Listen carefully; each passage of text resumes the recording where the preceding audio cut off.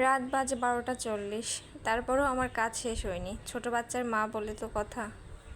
সকালে রান্না করার জন্য মুরগির মাংসটা এখনই বের করে রাখবো, যেন সকালে উঠে আমার কষ্ট না হয় আর দ্রুত রান্না শেষ করতে পারি। আসসালামু আলাইকুম, সবাই কেমন আছেন? আলহামদুলিল্লাহ ভালো আছি। নতুন আরও একটা দিন শুরু করলাম আজকে। আমার ছেলেটা কিছুই খেতে চায় না, তো ভাবলাম একটু মুরগির মাংস রান্না করি। মাংস আমার ছেলেটা অনেক পছন্দ করে।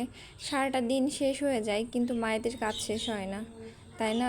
রাতে পটল, আলু আর পেঁয়াজগুলো কেটে রেখে দিয়েছিলাম যেন সকালে উঠে আমার কষ্ট করতে না হয়, দ্রুত রান্না হয়ে যায়। এই তো আমি সকালে রান্না শুরু করে দিয়েছি।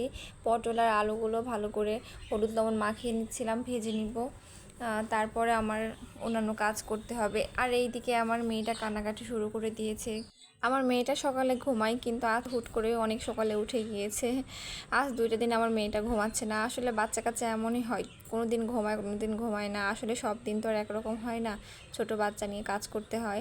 আর এদিকে আমি বড়িটা সেট করে নিয়ে মুরগির মাংসটা কেটে নিলাম। যেহেতু আমি নিচে বসতে পারি না, বসে কাটাকুটি করতে পারি না, এই জন্য আমি দাঁড়িয়ে কাটাকুটি করার চেষ্টা করি সব সময়।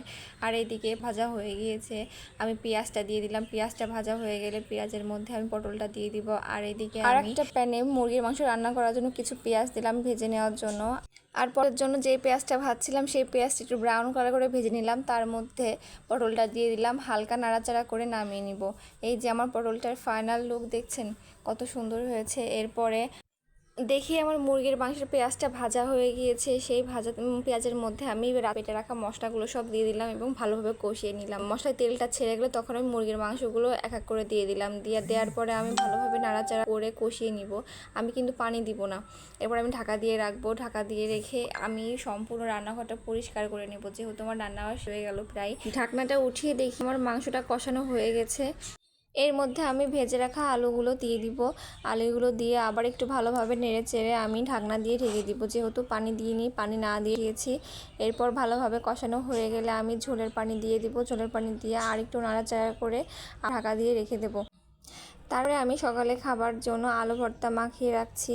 যেহেতু সকাল সকাল আপনাদের ভাইয়া বাইরে চলে যাবে, সেই জন্য আলু ভর্তাটাও মাখিয়ে রাখলাম। আমার রান্নাটাও প্রায় শেষের দিকে, নামানোর আগে একটু গরম মশলা দিয়ে ভালোভাবে নাড়াচাড়া দিয়ে ঢাকা দিয়ে রাখবো। এই তোমার রান্নাটা পুরো শেষ। এইটা কিন্তু আমরা দুপুরে খাওয়ার জন্য রান্না করেছি, আর সকালে আমরা আলু ভর্তা ভাত খাবো। এবার আমি রান্নাবাড়া শেষ করে ঘরে চলে গেলাম। ঘরে গিয়ে বিছানাটা সম্পূর্ণ গুছিয়ে নিলাম। গুছিয়ে আমার মনে হয় প্রত্যেকটা মেয়েরই সকালের ডেইলি রুটিন এইগুলাই থাকে। আমারও মনে হয় তার ব্যতিক্রম কোনো কিছু না, আমারও এগুলো করতে হবে।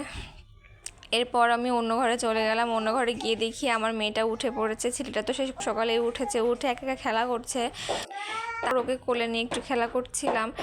এইভাবে আমার পুরো দিনটা শেষ হয়ে যায়। তো আমার ব্লগটা কার কেমন লাগলো অবশ্যই কমেন্ট করে জানিয়ে যাবেন। সবাই ভালো থাকবেন। আল্লাহ হাফেজ।